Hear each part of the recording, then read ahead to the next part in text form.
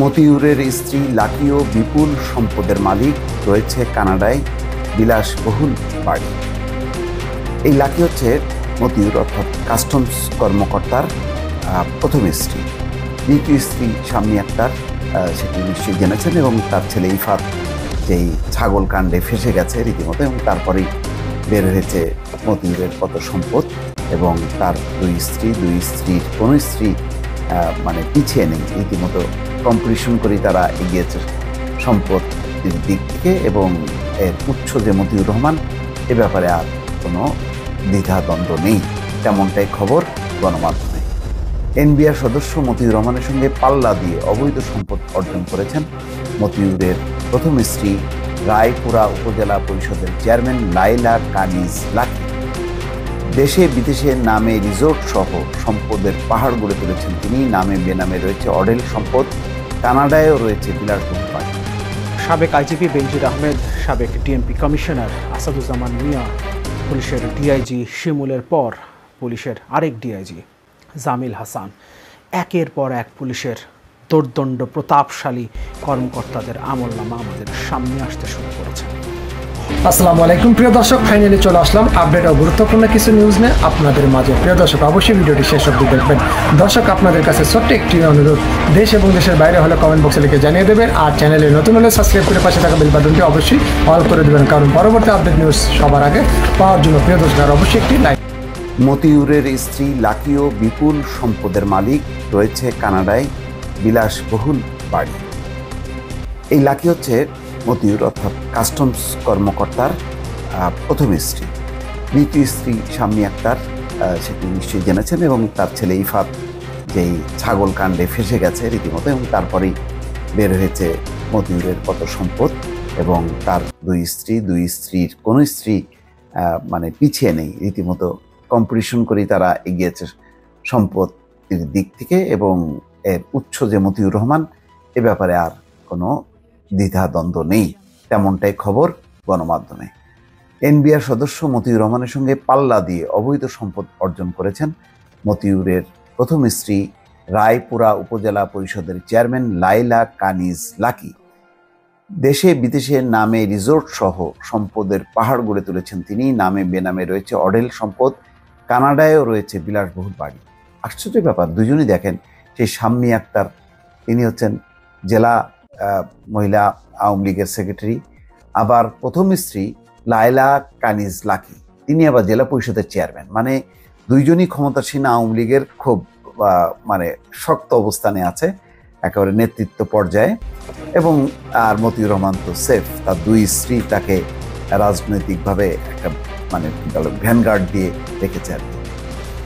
রাজস্ব কর্মকর্তা মতিউরের স্ত্রী নরসিংদী রায়পুরা উপজেলা চেয়ারম্যান লাইলা কানিজ লাকি গুলশান, বনানী, ধানমন্ডি ও উত্তরা সহ রাজধানী ঢাকার অভিজাত এলাকায় বাড়ি, ফ্ল্যাট সহ বিদেশে স্ত্রী, ছেলে ও মেয়ের নামে একাধিক গাড়ি বাড়ি ও শত শত বিঘা জমি ক্রয় করেছেন। গাজীপুরে 100 বিঘা জমির উপর আপন ভুবন নামে একটি রিসোর্টও গড়ে তুলেছেন।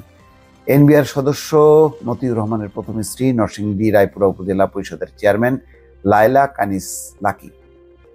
প্রথম স্ত্রীর সংসারে তৌফিকুর রহমান অর্ণব ও ফারজানা রহমান ইপসিতা নামে 2 সন্তান রয়েছে। অন্যদিকে আলোচিত ওই তরুণ মুশফিকুর রহমান ইফাত মতিউর রহমানের দ্বিতীয় স্ত্রীর সংসারের প্রথম সন্তান। দ্বিতীয় স্ত্রী ফেনীর সোনাগাজী এলাকার শাম্মী আক্তার।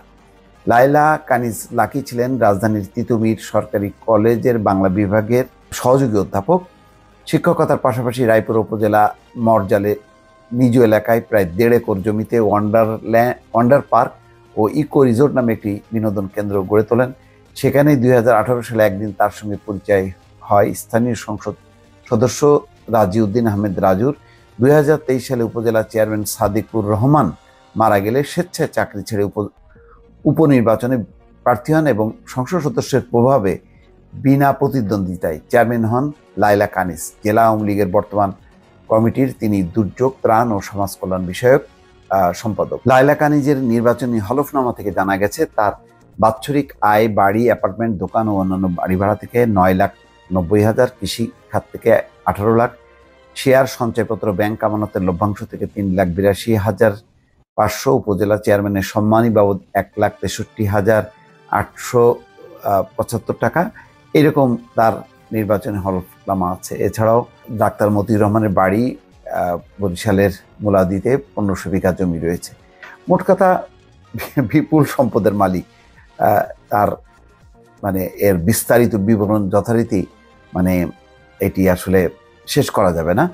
তো এসব বিষয়ে বলা হচ্ছে যে জাতীয় রাজস্ব বোর্ডের সদস্য মতিউর রহমানের প্রথম স্ত্রী নরসিংদী রায়পুরা উপজেলা পরিষদের চেয়ারম্যান লায়লা কানিজ লাকি মোবাইল ফোনে কয়েকবার কল করা হলেও তিনি রিসিভ করেননি। তার মানে তারা কথা বলতে এখন চান না। যাই হোক, এখন এই সমস্ত দুর্নীতির বিষয়ে আসলে সঠিক তদন্ত হবে কিনা সেটি আল্লাহ মাবুদ। এগুলি কবে কিভাবে দুদক হ্যান্ডেল করবে এটা তাদের বিষয়। ভালো থাকবেন, আল্লাহ হাফেজ।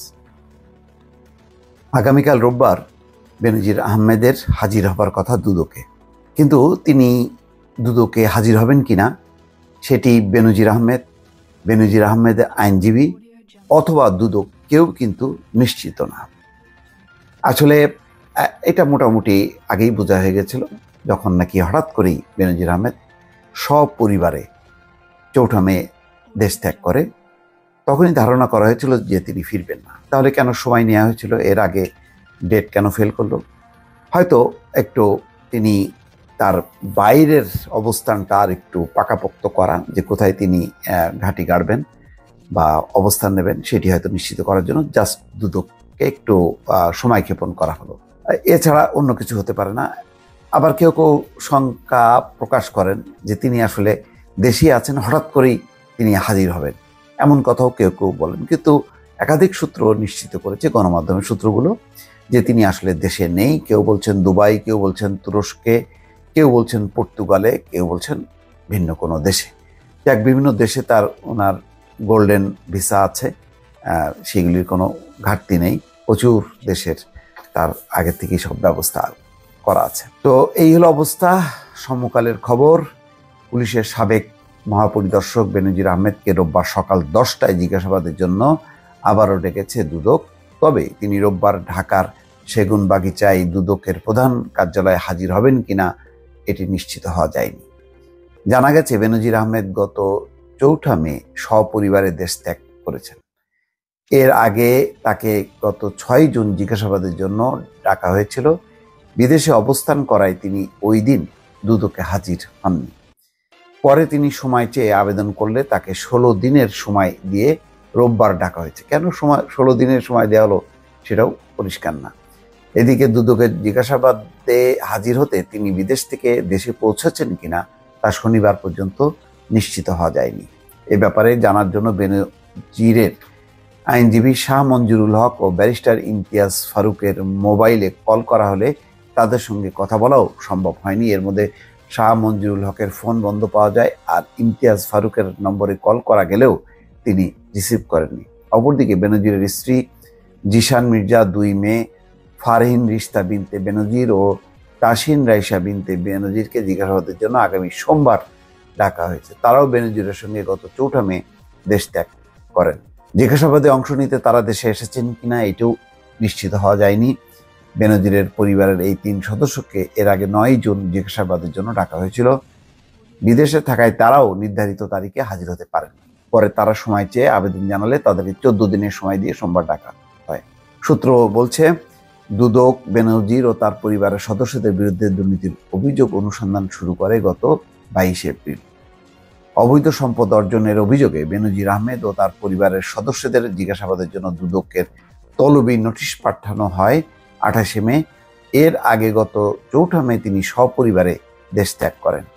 বেনজির আহমেদ ও তার পরিবারের সদস্যদের নামে বিপুল পরিমাণ অবৈধ সম্পদ নিয়ে সম্প্রতি গণমাধ্যমে খবর প্রকাশ হলে তাদের বিরুদ্ধে সম্পদের অনুসন্ধান শুরু করে দুদক। বেনজির ও তার পরিবারের সদস্যদের সম্পদ নিয়ে বাংলাদেশ ব্যাংকের ফাইন্যান্সিয়াল ইন্টেলিজেন্স ইউনিট বিস্তারিত তদন্ত করছে। এরপরই গণমাধ্যমে তাদের অস্বাভাবিক সম্পদের খবর প্রকাশ পায়। বিপুল পরিমাণ 83টি দলিলে 621 বিঘা জমি, গুলশানে 4টি ফ্ল্যাট, 38টি ব্যাংকের হিসাব, তাদের মালিকানা ও কোম্পানি অবরুদ্ধ করা হয়েছে। মোট কথা দুদক অফিসিয়ালি স্বীকার করেছে যে দুর্নীতির আলামত পাওয়া গেছে। এখন সবকিছুর পর বেনজির আহমেদ আসবেন কিনা এটি নিশ্চিত নয়। এর মধ্যে বাংলাদেশ পুলিশ সার্ভিস অ্যাসোসিয়েশন বেনজির এবং আসাদুজ্জামান মিয়ার পক্ষে থাকার এক সাংগঠনিক প্রতিশ্রুতি দিয়েছে। সাংবাদিক ইউনিয়ন বিউফিজে এবং ডিউজে সেই ব্যাপারে পাল্টা কড়া প্রতিক্রিয়া জানিয়েছে। দর্শক ভালো থাকবেন, আল্লাহ হাফেজ।